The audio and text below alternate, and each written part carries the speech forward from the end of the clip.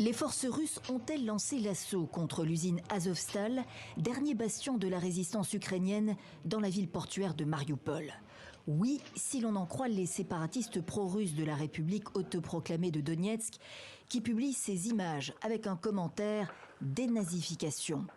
Des combats, le maire de Mariupol en faisait état, mercredi.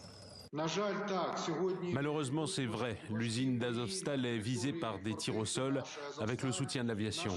Le commandant du bataillon Azov retranché dans la Syrie avec de nombreux civils depuis le 25 avril donne plus de détails. Depuis 2 jours, l'ennemi est entré à l'intérieur de l'usine. Les combats sont lourds et meurtriers.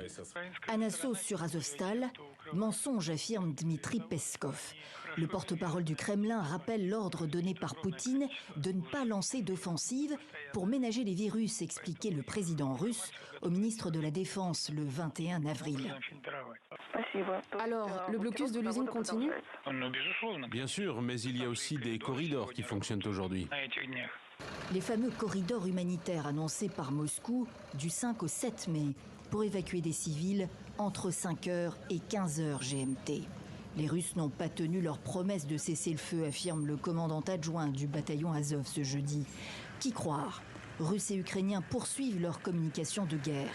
Quelques 200 civils, dont des femmes et des enfants, se trouveraient encore à l'intérieur de la Syrie, selon le maire de Mariupol. 344 personnes ont été évacuées mercredi, selon Kiev, acheminées jusqu'à Zaporijia par la Croix-Rouge internationale.